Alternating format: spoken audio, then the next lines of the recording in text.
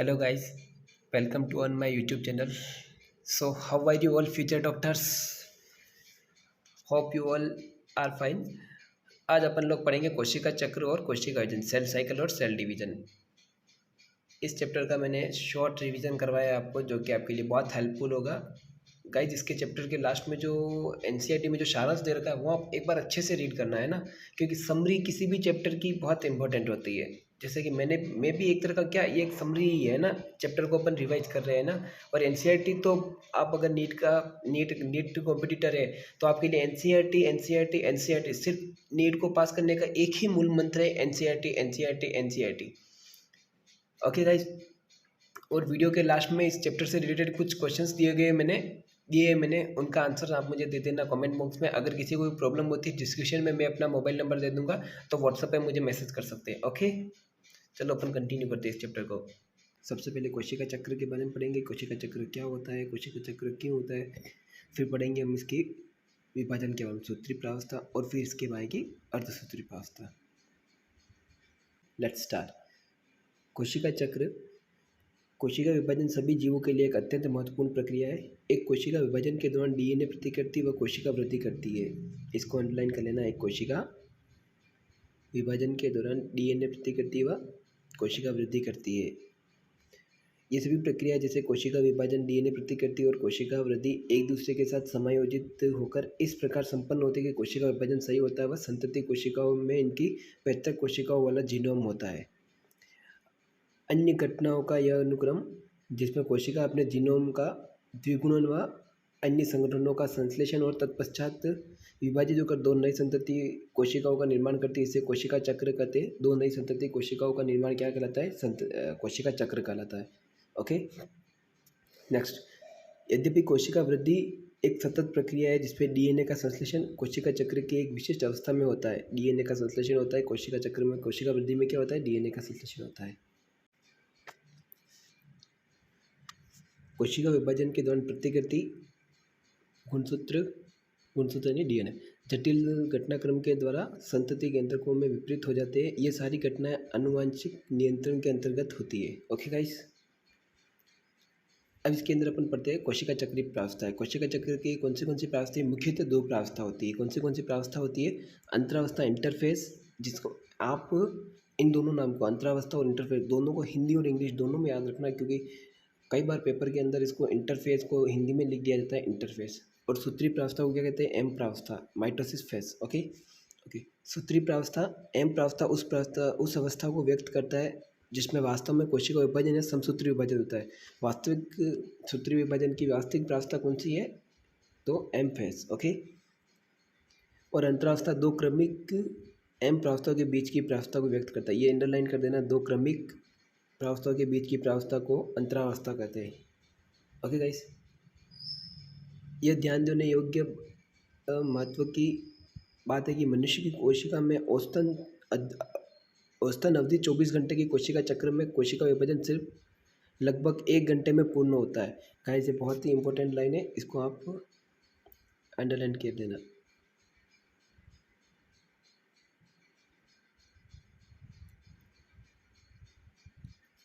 ये क्या कहना चाह रहा है कि कोशिका चक्र की, इसका अर्थात ये है कि जब मनुष्य की कोशिका 24 घंटे तक विभाजन करती है, मनुष्य की कोशिका चक्र 24 घंटे तक चलता है। उन 24 घंटों में क्या होता है कि कोशिका 95% यानी कि लगभग 22 से 23 घंटे कोशिका 22 से 23 घंटे कोशिकाएँ एम फेज में रहती है और 1 घंटे में बाकी सारे साइकिल पूरा कर लेती है। तो कोई एग्जाम में क्वेश्चन पूछा जा सकता है कि कोशिका एम फेज में कोशिका मानव कोशिका विभाजन में एम फेज में कोशिकाओं का कितनी प्रतिशत अवधि पाई जाती है, तो 95% अवधि। ओके गाइस, कोशिका विभाजन के दौरान प्रतिकृति गुणसूत्र जटिल घटनाक्रम के द्वारा संतति केंद्र को में वितरित हो जाते हैं। ये सारी घटनाएं आनुवंशिक नियंत्रण के अंतर्गत होती है। ओके गाइस, अब हम पढ़ेंगे कोशिका चक्र की प्रावस्थाएं। मुख्यतः कोशिका चक्र की दो प्रावस्थाएं होती है, एक होती है इंटरफेस और दूसरी होती है सूत्री प्रावस्था या माइटोसिस या एम फेस। ओके गाइस, एक प्ररूपी यूकेरियोटिक चक्र का उदाहरण मनुष्य की कोशिका के संवर्धन में होता है, जो लगभग प्रत्येक 24 घंटे में विभाजित होती है। इसको अंडरलाइन कर लेना गाइस, जो प्रत्येक 24 घंटे में उपार्जित होती है। मनुष्य की कोशिका चक्र में कितना समय लगता है? मनुष्य की कोशिका चक्र को पूर्ण होने में कितना समय लगता है? तो 24 घंटे लगता है। Okay guys, okay.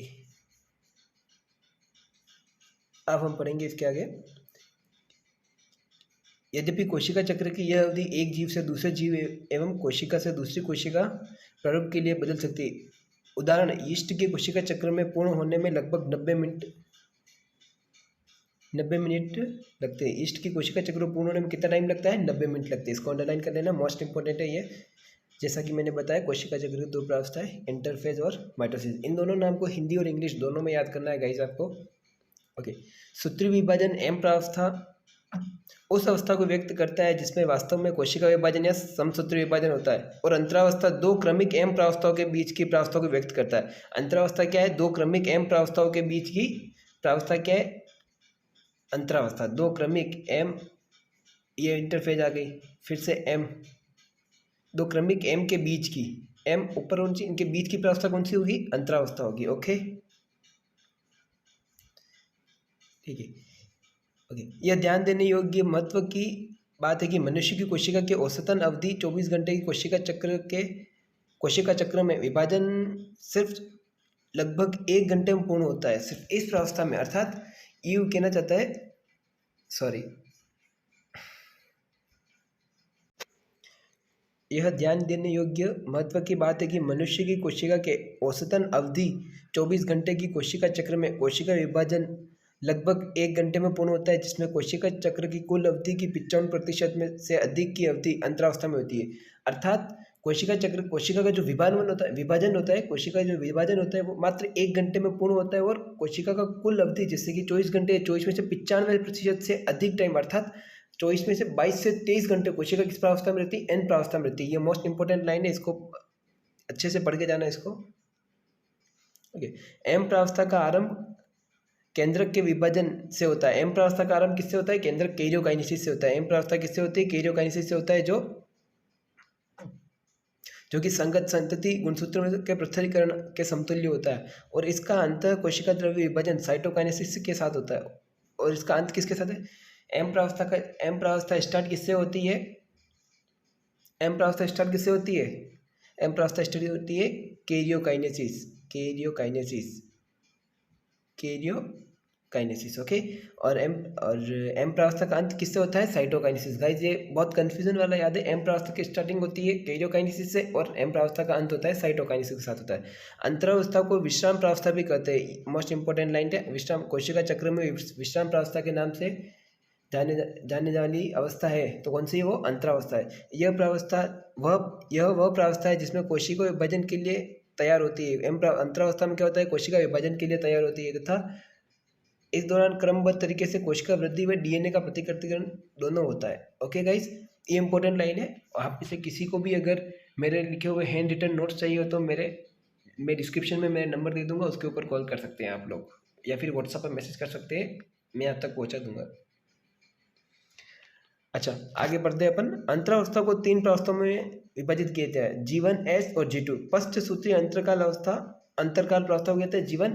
संश्लेषण प्रावस्था कौन सी? एस प्रावस्था कौन सी? संश्लेषण प्रावस्था होती है। इसके नाम से ही आप जान सकते हैं इसमें संश्लेषण होता है। और पूर्व सूत्री विभाजन अंतरकाल प्रावस्था कौन सी? G2। ओके, सूत्र मतलब अर्थात सूत्री विभाजन से पहले की प्रावस्था कौन सी? G2। सूत्री विभाजन के बाद की प्रावस्था कौन सी? यानी पश्च, यानी बाद में, G1 फेज। और संश्लेषण की कौन सी है? S। ओके, आगे बढ़ते हैं इसी के साथ। पश्च सूत्री अंतरकाल प्रावस्था अर्थात G1 प्रावस्था समसूत्री विभाजन एवं डीएनए प्रतिकृति के बीच अंतराल को प्रदर्शित करता है। G1 में क्या होता है? समसूत्री विभाजन में डीएनए प्रतिकृतिकरण होता है। जो G1 प्रावस्था में कोशिका उपापचयी रूप से सक्रिय होती है और लगातार वृद्धि करती है। अर्थात G1 प्रावस्था में कोशिकाओं का क्या कार्य होता है? उपापचयी रूप से सक्रिय होना, तथा जीवन प्रावस्था में कोशिका क्या करे? उपापचय रूप से सक्रिय होना तथा लगातार वृद्धि करती है, परंतु इसका डीएनए प्रतिकृतिकरण नहीं होता है। मोस्ट इंपॉर्टेंट लाइन, कुछ जीवन प्रावस्था में डीएनए का प्रतिकृतिकरण नहीं होता है। एम फेज या संश्लेषण प्रावस्था के दौरान डीएनए का निर्माण एवं इसकी प्रतिकृति होती है। संश्लेषण प्रावस्था के दौरान डीएनए का निर्माण एवं प्रतिकृति होती है। इस दौरान डीएनए की मात्रा दुगुनी होती है यदि डीएनए की प्रारंभिक अवस्था, अच्छा इसमें क्या होगा कि यदि डीएनए की मात्रा क्या है, दुगुनी होती है। अगर यदि डीएनए की प्रारंभिक मात्रा 2C है तो बाद में क्या हो जाएगी, 4C हो जाएगी। ओके गाइस, 4C हो जाती है। इसके बाद हम देखते हैं यद्यपि गुणसूत्र की संख्या में कोई वृद्धि नहीं होती है, ये ध्यान देने होंगे। गुणसूत्र में कोई वृद्धि, डीएनए की मात्रा दुगुनी होती है, गुणसूत्र की संख्या अगर 2N है तो वो 2N ही रहेगी, 4N कभी नहीं होगी। जीवन प्रावस्था में 4N नहीं होगी। यदि जीवन प्रावस्था में कोशिका द्विगुणित या 2N गुणसूत्र है तो एस प्रावस्था के बाद इसकी संख्या वही रहती है जो जीवन अवस्था में, अर्थात 2N होगी। ओके, और जीवन और एस में, अगर आपको कोई पूछ ले जीवन एंड एस प्रावस्था में कोई गुणसूत्र की संख्या अगर 2N है तो इसके पश्चात गुणसूत्र की संख्या कितनी रह जाएगी, तो आंसर क्या होगा, 2N। ओके, और अगर आपको पूछ ले कि जीवन प्रावस्था में गुणसूत्र डीएनए की संख्या 2C है तो इसके पश्चात इसमें क्या हो जाएगी, गुणसूत्र डीएनए की संख्या क्या हो जाएगी, 4C हो जाएगी। ओके, दोनों में कंफ्यूज नहीं होना है और अच्छे से पढ़ के जाना है और अच्छे से सुनना है। क्वेश्चन को अच्छे से पढ़ना है, काफ़ी बार इसमें से क्वेश्चन पूछा गया है। प्राणी कोशिका में एस प्रावस्था के दौरान केंद्रक में डीएनए का जैसे ही प्रतिकृतिकरण प्रारंभ होता है वैसे ही तारक केंद्र का कोशिका द्रव्य में प्रतिकृतिकरण होने लगता है। कोशिका वृद्धि के साथ सूत्री विभाजन हेतु G2 प्रावस्था के दौरान प्रोटीन का निर्माण होता है। 2021 से पूछा गया क्वेश्चन है ये, यहाँ से स्टेटमेंट उठाकर ऐसे क्वेश्चन पूछ लिया गया था। प्राणी कोशिका में एस प्रावस्था के दौरान केंद्रक में डीएनए का जैसे डीएनए के रेप्लिकेशन के साथ साथ क्या होता है, तारक केंद्र का कोशिका द्रव्य में प्रतिकृतिकरण होता है। एस प्रावस्था में क्या होता है, जीवन में तो कोशिका उपपचय रूप से सक्रिय होती है। ओके, और एस प्रावस्था में क्या होगा, एस प्रावस्था में होगा डीएनए और तारक केंद्र का प्रतिकृतिकरण होता है। ओके गाइस, कोशिका वृद्धि के साथ सूत्री विभाजन हेतु G2 प्रावस्था में प्रोटीन का निर्माण होता है। G2 प्रावस्था में क्या होता है, जीवन के बाद आती है एस। जीवन में क्या हो रहा था, कोशिका उपपचय रूप से सक्रिय हो रही थी।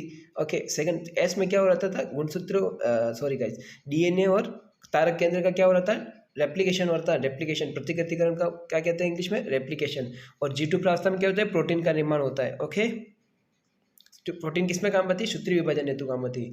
प्रौढ़ प्राणियों में कुछ कोशिकाएं विभाजित नहीं होती है, जैसे हृदय की कोशिका की विभाजित नहीं होती, और अनेक दूसरी कोशिकाएं यदाकदा विभाजित होती है। ऐसा तभी होता है जब क्षतिग्रस्त या मृत कोशिकाओं को बदलने की आवश्यकता होती है। ये कोशिकाएं जो आगे विभाजित नहीं होती है जीवन अवस्था से निकल निष्क्रिय अवस्था में पहुंच जाती है, जिसे कोशिका चक्र की शांत अवस्था G0 कहते हैं। अर्थात इसका मतलब ये है कि जब आपको पूछ लिया जाए कि कभी जब कोई कोशिका अगर विभाजन नहीं करती है तो किस प्रावस्था में पाई जाएगी, तो G0 प्रावस्था, जिसको क्या कहते हैं, शांत प्रावस्था कहते हैं। ओके, G0 प्रावस्था क्या है, G0 प्रावस्था है शांत प्रावस्था, शांत प्रावस्था। ओके, आगे बढ़ते हैं।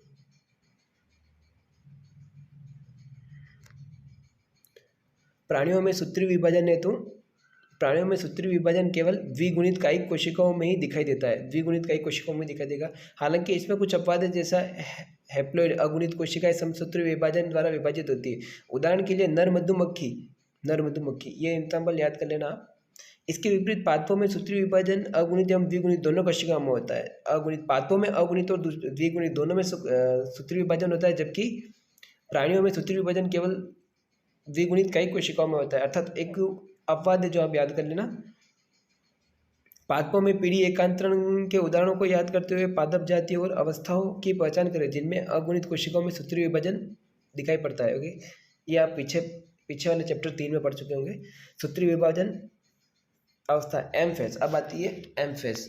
अब ये अपन कौन सी पढ़ती है, इंटरफेज, जीवन एस G2, इसको पढ़ लिया अपन ने। अब अपन पढ़ेंगे सूत्री विभाजन, जल्दी क्लियर कर लेते हैं इसको। यह कोशिका चक्र की सर्वाधिक नाटकीय अवस्था है। कोशिका चक्र की सर्वाधिक नाटकीय अवस्था कौन सी है, एम फेज। एम फेज क्या है, सर्वाधिक नाटकीय प्रावस्था है। सर्वाधिक नाटकीय प्रावस्था कौन सी है, एम फेज है। ओके, जिसमें कोशिका के सभी घटकों का वृहद पुनर्गठन होता है। जनक व संतति कोशिका में गुणसूत्रों की संख्या बराबर होती है, इसलिए इसे सम विभाजन कहते हैं। सूत्री विभाजन को क्या कहते हैं, सम विभाजन कहते हैं। क्यों कहते हैं, क्योंकि इसमें जनक व संतति कोशिकाओं में गुणसूत्रों की संख्या क्या होती है, बराबर होती है। सुविधा के लिए सूत्री विभाजन को केंद्रक विभाजन की 4 व्यवस्थाओं में विभाजित किया गया है। केरियोकाइनेसिस, यहाँ यह समझ लेना आवश्यक है कि कोशिका विभाजन एक प्रगतिशील प्रक्रिया है। इसकी विभिन्न अवस्थाओं के बीच स्पष्ट रूप से विभाजन करना मुश्किल है। केरियोकाइनेसिस को 4 अवस्थाओं में विभाजित किया गया है: प्रोफेज, मेटाफेज, एनाफेज, टेलोफेज। इसको आप PMAT ऐसे याद करेंगे। पी का मतलब क्या? Prophase, metaphase, anaphase, telophase. Prophase, metaphase, पूर्वावस्था, मध्यावस्था, पश्चावस्था, अंत्यावस्था। बेटर है कि आप इसको इंग्लिश में याद करें, क्योंकि अपना जो पेपर होगा हिंदी मीडियम वालों का वो हिंदी और इंग्लिश दोनों में आएगा। तो पूर्वावस्था, मध्यावस्था से बेटर है कि आप प्रोफेज, मेटाफेज, एनाफेज, टेलोफेज, क्योंकि काफ़ी टाइम क्या होता है इसको हिंदी में ही लिख दिया जाता है प्रोफेज। ओके, कंटिन्यू करते आगे। सबसे पहले अपन पढ़ेंगे प्रोफेज। फर्स्ट, अंतरावस्था की जीवन एस व G2 अवस्था के बाद पूर्वावस्था केरियोकाइनेसिस का पहला पड़ाव है। प्रोफेज क्या है?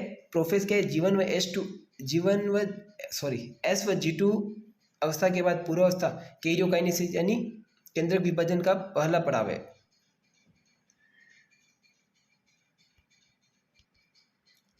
एस व G2 अवस्था में DNA के नए सूत्र बन तो जाते हैं, लेकिन आपस में गुथे होने के कारण स्पष्ट नहीं होते।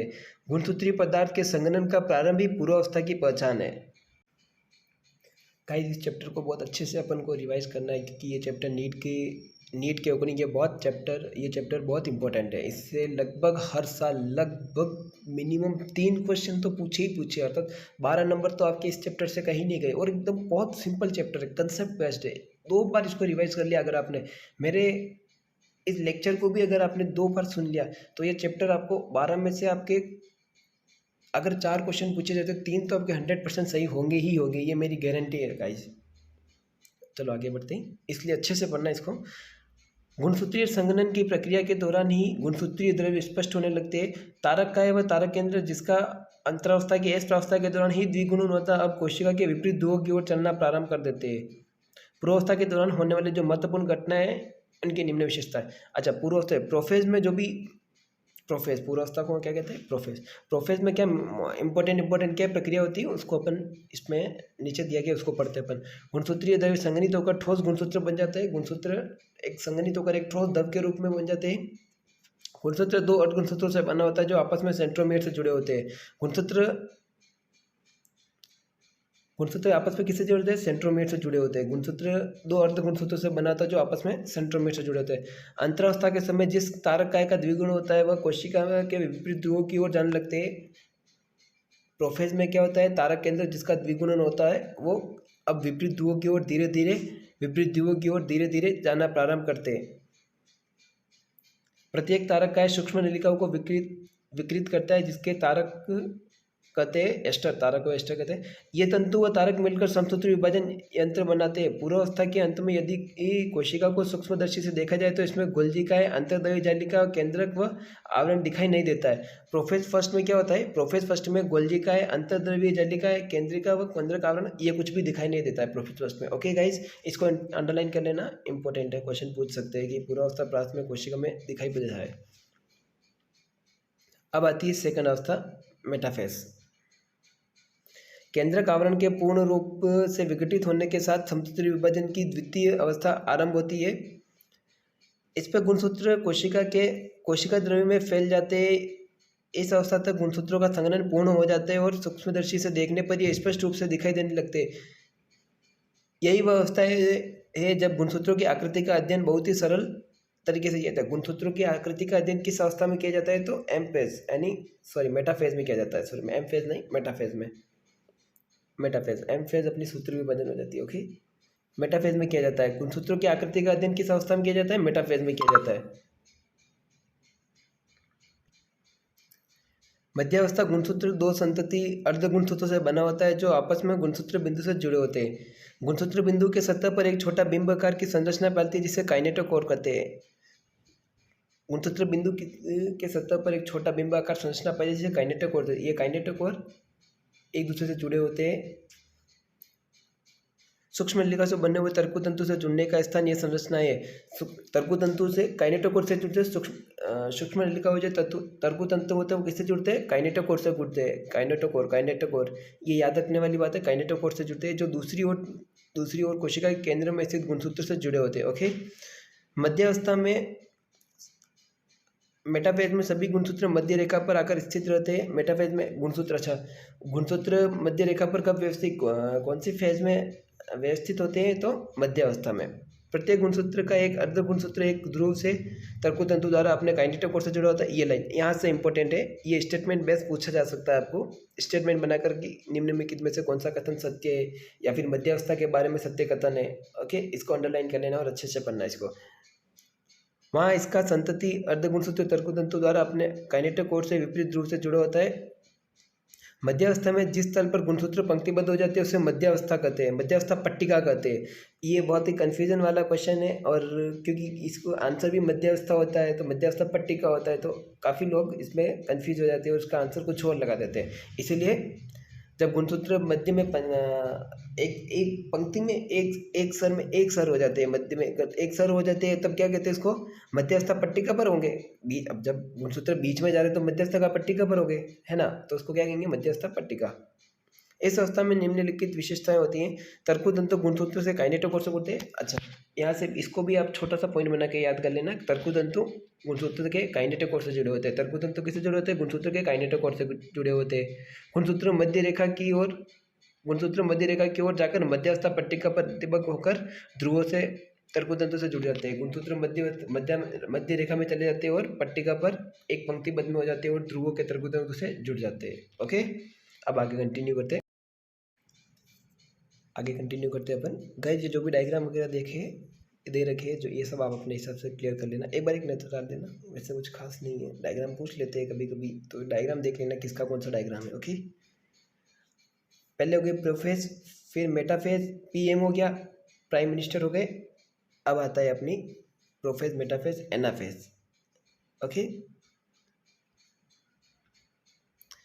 पश्चावस्था के प्रारंभ में मध्यावस्था पट्टिका पर आए प्रत्येक गुणसूत्र एक साथ अलग होने लगते हैं। इन्हें संतति अर्धगुणसूत्र कहते हैं। ओके, जो कोशिका विभाजन के बाद बनने वाले नए संतति केंद्रक का गुणसूत्र बनेंगे, वे विपरीत ध्रुवों की ओर जाने लगते हैं। जब प्रत्येक गुणसूत्र मध्यांश पट्टिका से काफ़ी दूर जाने लगता है तब प्रत्येक का गुणसूत्र बिंदु ध्रुवों की ओर होता है, जो गुणसूत्रों को ध्रुवों की ओर जाने का नेतृत्व करते हैं। साथ ही गुणसूत्र की भुजाएं पीछे आती है।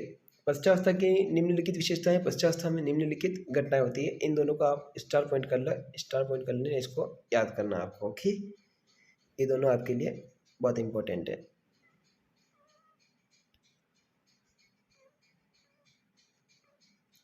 ये और ये दोनों पॉइंट आपके लिए स्टार पॉइंट है। ओके,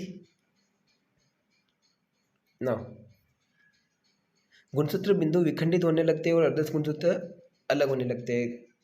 प्रोफेज, मेटाफेज, एनाफेज में क्या होता है?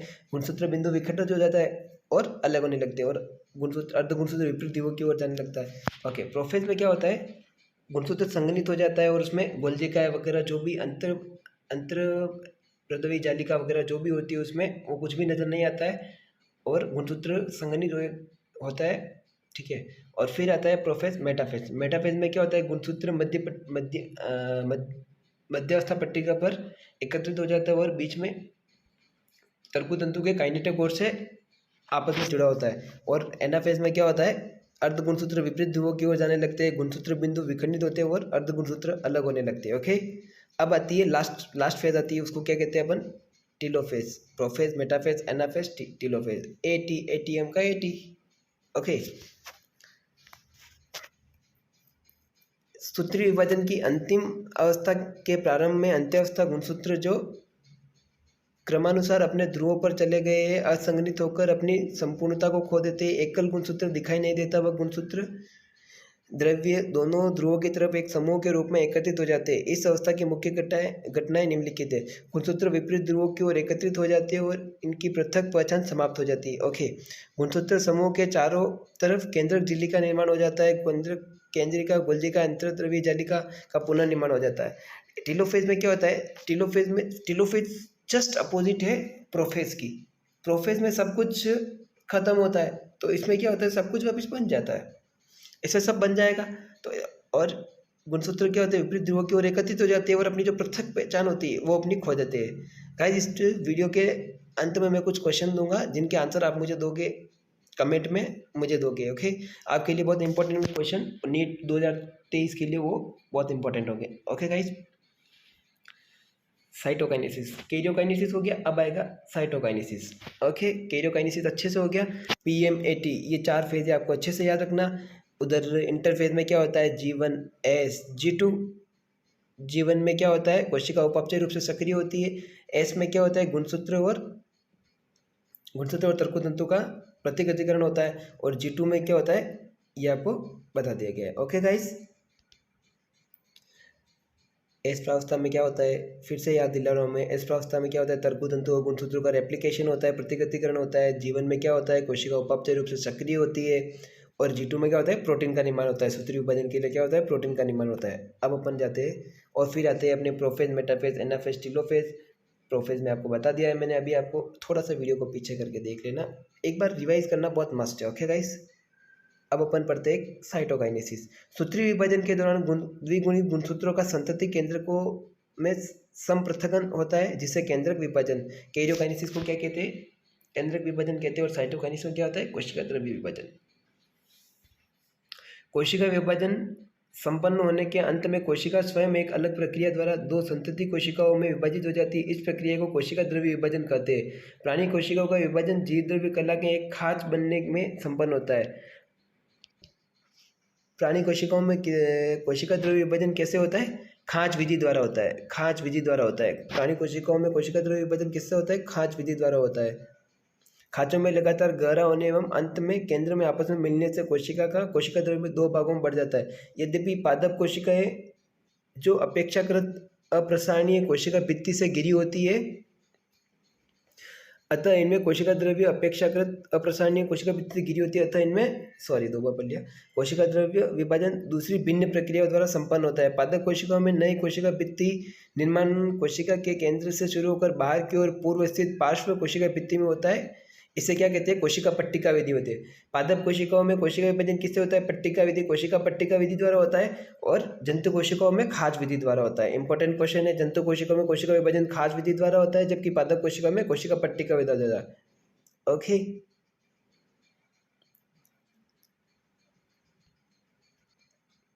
कोशिका द्रव्य विभाजन के समय कोशिका अंग जैसे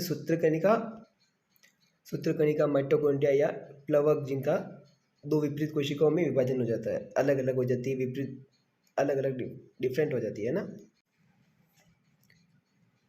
2 संतति कोशिकाओं में वितरण हो जाता है इनका। ओके, कुछ जीवों में केंद्रक विभाजन के साथ कोशिका द्रव्य का विभाजन नहीं हो पाता है। इसके परिणामस्वरूप वो एक ही कोशिका में कई केंद्रक बन जाते हैं। ऐसी बहुकेंद्रीय कोशिकाओं को संघ कोशिका कहते हैं, अर्थात नारियल का तरल फूल। संघ कोशिकाओं का उदाहरण कौन सा है, नारियल का तरल फूल। उसमें क्या होता है, केंद्र का विभाजन नहीं हो पाता है, तो एक साथ बहुत सारे केंद्रक कोशिका द्रव्य का विभाजन नहीं हो पाता है, तो एक साथ क्या होता है, बहुत सारे केंद्रक बन जाते हैं, जिससे क्या कहते हैं, नारियल का तरल फूल। उसका उदाहरण क्या है, नारियल का तरल फूल। अब आता है सूत्री कोशिका विभाजन का महत्व, इसका क्या क्यों होता है, इसकी इंपॉर्टेंस क्या है। ओके, इसका लास्ट टॉपिक है।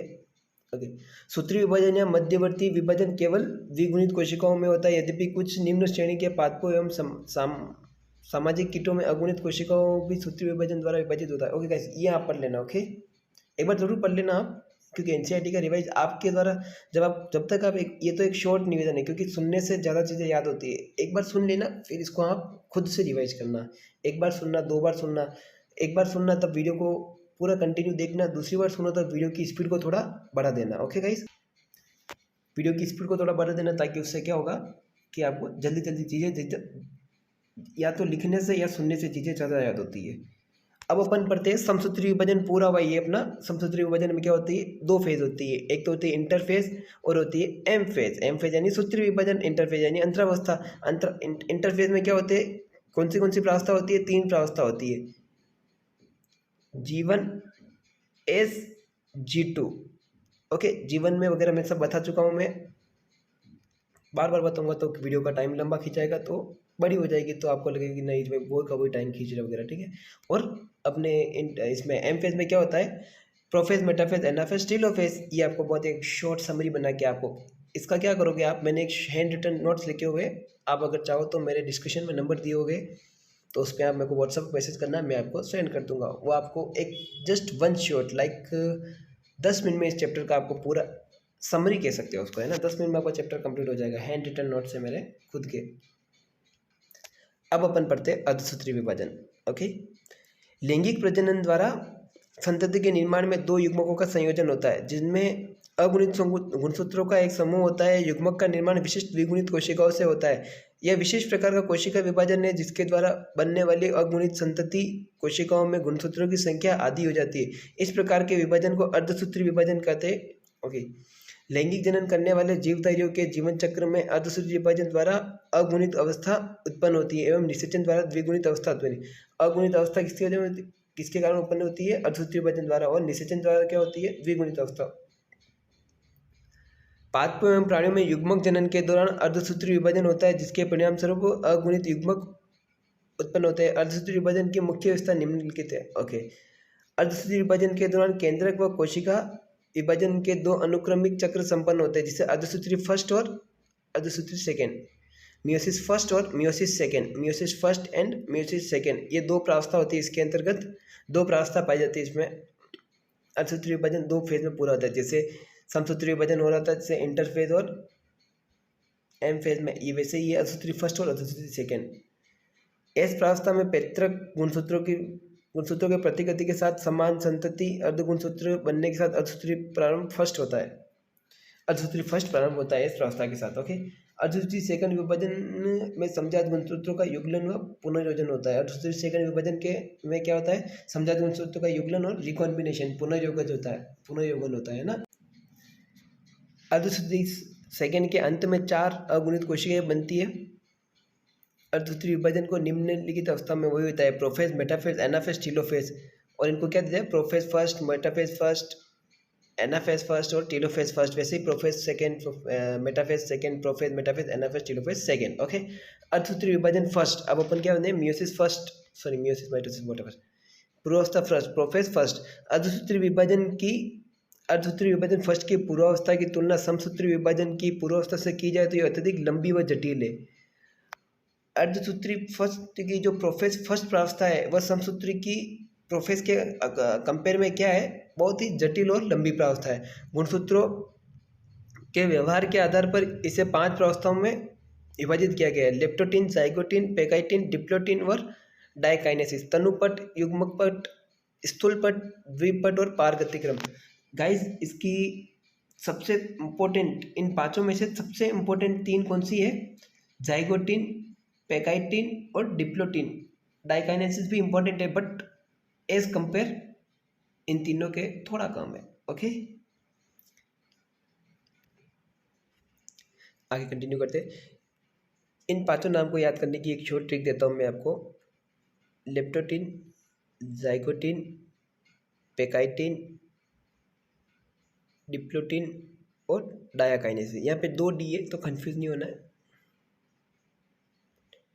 इसको यहाँ पे रखोगे आप लता, लेप्टोटीन, जरा, लता जरा पानी 2। इन 4 को याद करने की आपके डायकाइनेसिस ऑटोमेटिक लास्ट में फिर आपको वही आएगा। लता यानी लेप्टोटीन, जरा यानी जाइगोटीन, पानी यानी पेकाइटिन, 2 यानी डिप्लोटीन। डायकाइनेसिस के लिए आप डेयरी, पानी 2 अपन जोड़ देते हैं यहाँ पे डेयरी का, लता जरा पानी 2 डेयरी का। स्क्रीनशॉट ले लेना इसका। ओके, साधारणतः सूक्ष्मदर्शी द्वारा देखने पर लिप्टोटीन अवस्था के दौरान गुणसूत्र धीरे धीरे स्पष्ट दिखाई देने लगते हैं। गुणसूत्र का संवहन कॉम्पेक्शन पूरी तनुपट अवस्था के दौरान जारी रहता है। इसके उपरांत पूर्वावस्था फर्स्ट का द्वितीय चरण प्रारंभ होता है, जिसे युग्मक पट कहते हैं। युग्मक पट जाइगोटीन कहते हैं। ओके, इस अवस्था के दौरान गुणसूत्रों का आपस में युग्मन प्रारंभ हो जाता है और इस प्रकार की संबंधितता को सत्र युग्मन कहते हैं। Now come on second point, zygotene. इस प्रकार के गुणसूत्रों के युग्मों को समजात गुणसूत्र कहते हैं। इस अवस्था का इलेक्ट्रॉन सूक्ष्म लेखी यह दर्शाता है कि गुणसूत्र सूत्र युग्मन के साथ एक जटिल संरचना का निर्माण होता है, जिसे सिनेप्टोनेमल मिश्रण कहते हैं। सिनेप्टोनिमल मिश्रण किस में बनता है? जाइगोटिन में। जाइगोटिन में क्या बनता है? सिनेप्टोनिमल मिश्रण बनता है। मैंने आपको कहा ना, तीन चीज़ें आपको मेन, ZPD, ज़रा पानी दो। ज़रा पानी दो आपके लिए इतना इंपॉर्टेंट है ना, पानी तो वैसी लाइफ के लिए बहुत इंपॉर्टेंट होता है, वैसे ही इसमें भी क्या होता है, ज़रा पानी दो में क्या होता है, जाइगोटिन में क्या होता है, सिनेप्टोनिमल मिश्रण बनती है। सिनेप्टोनिमल मिश्रण किस में पाया जाता है? जाइगोटिन में पाया जाता है। जिस मिश्रण का निर्माण एक जोड़ी सूत्रयुग्म की समजात गुणसूत्रों द्वारा होता है, इसे युगली या अथवा चतुष्क टेट्राड, बाइवेलेंट या टेट्राड कहते हैं। ये आपके लिए बहुत ही इंपॉर्टेंट है, इसको आप अंडरलाइन कर देना। एनसीईआरटी में अंडरलाइन कर दो आप इसको, और इसको अच्छे से याद करना। ओके, टेट्राड कहते हैं। यद्यपि ये अगली अवस्था में अधिक स्पष्ट दिखाई देते हैं, पूर्वावस्था फर्स्ट के उपयुक्त दोनों अवस्थाएं पैकाइटिन अवस्था से अपेक्षाकृत कम अवधि की होती है, अर्थात लेप्टोटिन और जाइगोटिन कम होती है एज कंपेयर पैकाइटिन। पैकाइटिन थोड़ी लंबी प्रावस्था होती है। इस अवस्था के दौरान प्रत्येक युगली यानी बाइवेलेंट, प्रत्येक बाइवेलेंट गुणसूत्र के 4 अर्ध गुणसूत्र चतुष्क यानी टेट्राड्स के रूप में अधिक स्पष्ट दिखाई देने लगते हैं। पैकाइटिन में क्या होता है, टेट्राड जो होते हैं वो अधिक स्पष्ट दिखाई देने लगते हैं।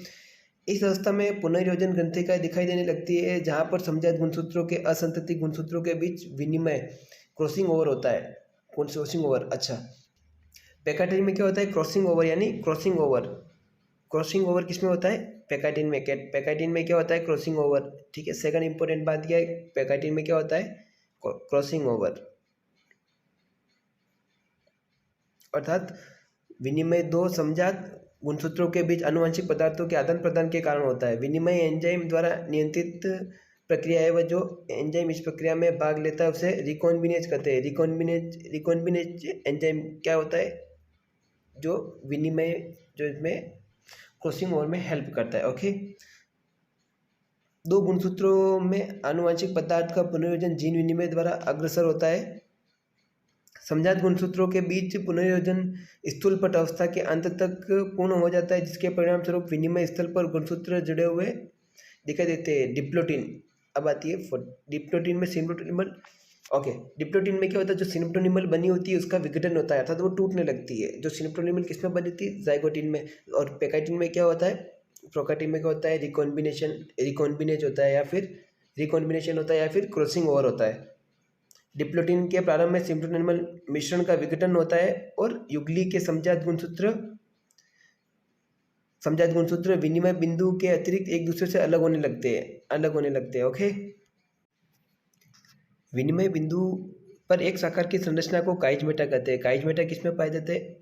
काइजमेटा पाए जाते हैं लेप्टोटिन, जाइगोटिन, पैकाइटिन, लता जरा पानी दो, डिप्लोटिन, यानी काइजमेटा डिप्लोटिन में पाया जाता है। Okay, diplotene काइजमेटा।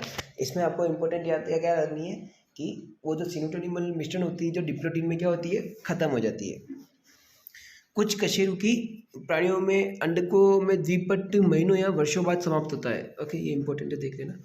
अर्धसूत्री पूर्वावस्था फर्स्ट की अंतिम अथवा पारगतिक्रम डायकाइनेसिस, लास्ट वाली फेज कौन सी होती है? डायकाइनेसिस कहलाती है। डायकाइनेसिस क्या होती है? सबसे लास्ट, प्रोफेज फर्स्ट की सबसे लास्ट स्टेज है। ओके, जिसमें काइजमेटा का उपांत्य भवन, जिसमें काइजमेटा का अंत होने लगता है। अब जो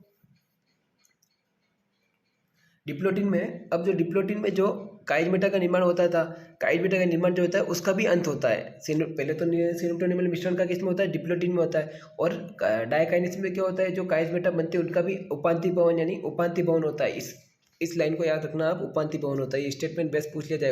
उपांत्य भवन का मतलब होता है उसका अंत होना। ओके, इस अवस्था में गुणसूत्र पूर्णतः संघनित हो जाते हैं व तर्कतंतु एकत्रित होकर समजात गुणसूत्रों को अलग करने में सहयोग प्रदान करते हैं। पारगतिक्रम के अंत यानी डायकाइनेसिस के अंत तक केंद्रिका अदृश्य हो जाती है और केंद्र कार्बन झिल्ली भी विघटित हो जाता है। ये इंपॉर्टेंट लाइन है प्रोफेज फर्स्ट की डायकाइनेसिस फेज में क्या होता है? डायकाइनेसिस फेज में जाके केंद्रिका वगैरह जो भी अंतर्द्वयी प्रदयी जालिका केंद्र कार्बन झिल्ली विघटित हो जाती है और पारगतिक्रम मध्यावस्था की ओर पारगम होता है। और डायकाइनेसिस क्या होता है?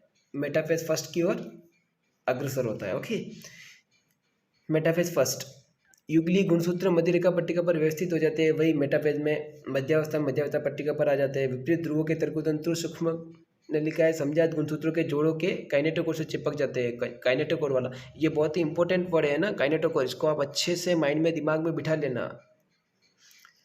प्रोफेज, मेटाफेज, एनाफेज फर्स्ट, समझात गुणसूत्र पृथक हो जाते हैं जबकि संतति अर्ध गुणसूत्र गुणसूत्र बिंदु से जुड़े रहते हैं। और फिर लास्ट आती है telophase first, prophase, metaphase, anaphase, telophase. Prophase, metaphase, anaphase, telophase, इसको बार बार आप रिपीट करोगे तो अच्छे से याद हो जाएगा। और लेप्टोटीन, जाइगोटीन, पेकाइटिन, डिप्लोटीन और डायकाइनेसिस, लता जरा पानी दो, डेयरी का डायकाइनेसिस, ये आप नहीं याद करो तो भी चलेगा, बट लता जरा पानी दो, इसको चार को तो आपको और उनमें से जाइगोटीन, पेकाइटिन और डिप्लोटीन सबसे इम्पोर्टेंट है। और जो डायकाइनेसिस होता है उसमें क्या होता है, जो काइनेटा बनते हैं उनका उपांति पवन होता है। उपांति पवन यानी क्या होता है, खत्म होना।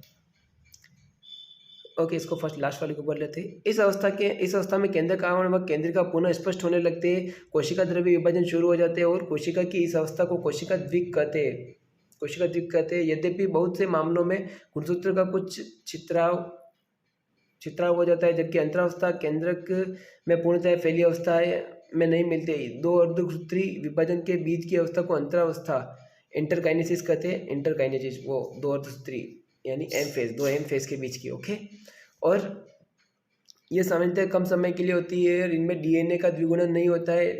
उसके बाद प्रोफेज सेकेंड आती है जो पूर्वावस्था फर्स्ट से काफ़ी सरल है। ओके गाइस, अब अपन आते हैं मियोसिस, माइटोसिस, वोटेवर जो भी है ना सेकेंड पे। अब आते हैं अपन मियोसिस सेकेंड पे।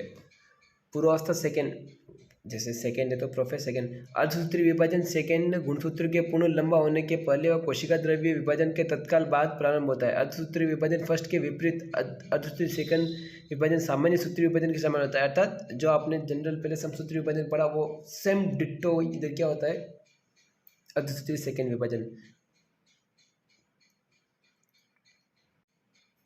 पूर्वावस्था सेकंड के अंत तक केंद्रक आवरण अदृश्य हो जाता है, गुणसूत्र पुनः संगठित हो जाते हैं। मेटाफेज सेकंड, इस अवस्था में गुणसूत्र मध्यांश पट्टिका पर चले जाते हैं, काइनेटोकोर से चिपक जाते हैं। फिर वही आपका एनाफेज सेकंड और टीलोफेज सेकंड। इसमें अर्धसूत्री विभाजन एक ऐसी प्रक्रिया है जिसके द्वारा लैंगिक जनन करने वाले जीवों की प्रत्येक जाति में विशिष्ट गुणसूत्रों की संख्या पीढ़ी दर पीढ़ी संरक्षित रहती है। यद्यपि विरोधाभासी प्रक्रिया के परिणाम स्वरूप गुणसूत्रों की संख्या आधी हो जाती है, इसके द्वारा जीवधारियों की संख्या में एक पीढ़ी से दूसरी पीढ़ी तक आनुवंशिक विभिन्नताएं बढ़ती जाती है। इस विकास प्रक्रिया के लिए विभिन्नताएं अत्यंत महत्वपूर्ण है। ओके गाइस, इसी के साथ ये चैप्टर अपन यहीं पे खत्म करते हैं। एक बार इसको अच्छे से सुनना, जस्ट सुनना, और जहाँ जहाँ मैंने बोला इसको एनसीईआरटी में अंडरलाइन वगैरह करते रहना। और फिर सेकंड टाइम इसको आप क्या करोगे कि इसकी वीडियो की स्पीड को बढ़ा दोगे आप 1.75x कर देना, तो आपका जितना टाइम लगेगा उसका भी आधा लग जाएगा, आधे से थोड़ा ज़्यादा लगेगा। मतलब आप 2x कर दोगे तो भी चलेगा, क्योंकि मैंने थोड़े बोलने की स्पीड अपनी कम ही रखी है, तो आप अच्छे से कैच कर पाओगे। क्योंकि सुनने से जो चीज़ें अपन को ज़्यादा याद रहता है एज़ कम्पेयर टू बोलने से, है ना। और सेकंड, खुद के बोलने से सुनना ज़्यादा अच्छा है। और कभी आप अगर पढ़ाई करते हो तो आपको क्या करना है, थोड़ा बोलते बोलते खुद को सुनाई देना चाहिए, मन में नहीं पढ़ना है, ऐसा नहीं पढ़ना है। उससे अपना माइंड जो कंसंट्रेशन थी वो नहीं बन पाती है। ओके गाइस, इस चैप्टर अब मैं आपको कुछ इंपॉर्टेंट क्वेश्चन की सीरीज़ निकाल के दे रहा हूँ, उसके आंसर आप मुझे कमेंट बॉक्स में दोगे। और गाइस प्लीज़, बहुत मेहनत लगती है इस वीडियो को बनाने में, मेरा पूरा सपोर्ट किया है मैंने। प्लीज़ इसको वीडियो को ज़रूर लाइक करिए और चैनल को ज़रूर सब्सक्राइब करना गाइस। आगे सभी चैप्टर की मैं एक एक करके वीडियो अपलोड करता रहूँगा ताकि आपके लिए बहुत हेल्प हो। और मैं खुद भी चाहता हूँ कि आप एक अच्छे डॉक्टर बनो और अपनी फैमिली और अपने देश के लिए बहुत नाम रोशन करो। Thank you.